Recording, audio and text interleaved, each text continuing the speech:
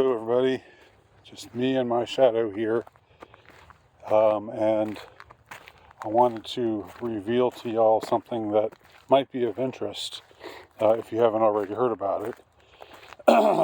Remember the Wayfair story that was dismissed as, tinfoil hat, conspiracy theory by QAnon crazies, far right-wing QAnon crazies.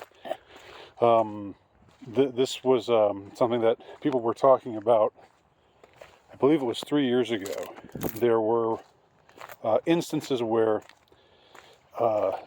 Wayfair was putting out, Wayfair, which ships furniture, was putting out strange spots where they would, they would show you a picture of a cabinet or of a couch or something like that, and it would be accompanied by usually a girl's name, and then there would be a price that way exceeded, what one would pay for a piece of furniture. So say there would be an advertisement apparently for a cabinet. But the price would be something like $26,542, some outrageous number, and it would be inexplicably linked with the name of a girl's first name. So a lot of people thought something was going on, that this was a certain type of activity, that I guess I'm not supposed to say the word. Am I not supposed to say the word or the phrase? It's so fucking gay the way people just say, they censor themselves on YouTube now, like where they can't say certain, they can't even say certain words, even if it's an accurate description of something or other. But you basically catch my drift. The idea was that these were underage girls that were being put out for purchase, not pieces of furniture. Okay? So I basically described it without saying the word. And it got dismissed, the story did, as crazy, kooky conspiracy thinking. But to me, I never got an explanation that made sense as to why these spots would be put out with showing furniture with a price that is obviously not appropriate. Making my way through some puddles here.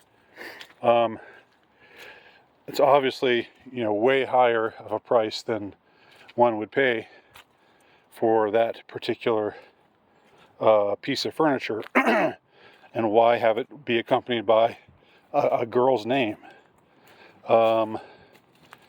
It's not proof of anything, but it's certainly not something that it's something that defies any kind of easy explanation.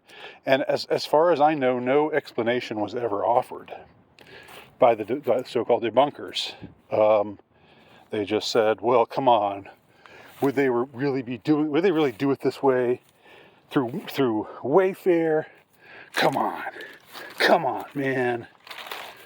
That was about the extent of the quote-unquote debunking that took place. But nevertheless, it sort of eventually slid from public view and faded into the background as the always changing news cycle progressed on its merry way. So the reason I'm bringing all this up again is there has been something that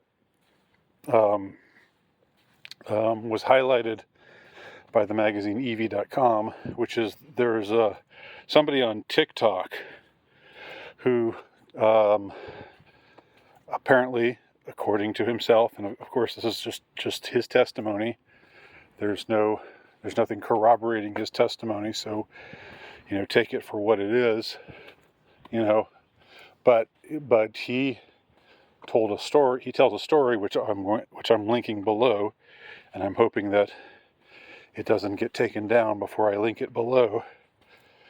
But if they do take it down, here's what he says. He basically says, I remember working at a bank, and I was skeptical about the Wayfair the things that people were saying about Wayfair, and those exorbitant prices that were being put up in these various spots, and I just thought it was, just too weird to really be true. But he said I had a customer come in who was an older woman, and he reported that this customer took out a large amount of cash, and then instantly had that cash wired somewhere. And he found out that she had wired that cash to Wayfair. And initially he sort of thought, well, maybe, this probably, and as an explanation for it, it's no big deal. Maybe she works for a company that was just ordering a whole bunch of furniture. But he says that he looked at her records and saw that she had come in several times before and had always done the same thing. It had taken out this huge amount of cash, and then had it wired to Wayfair. And when he found out about this, I think he maybe said something about it or drew attention to it. And after he drew attention to it, the woman never frequented their bank again. So, again, it has the problem of just being one man's testimony without any corroboration, apparently, a couple years later.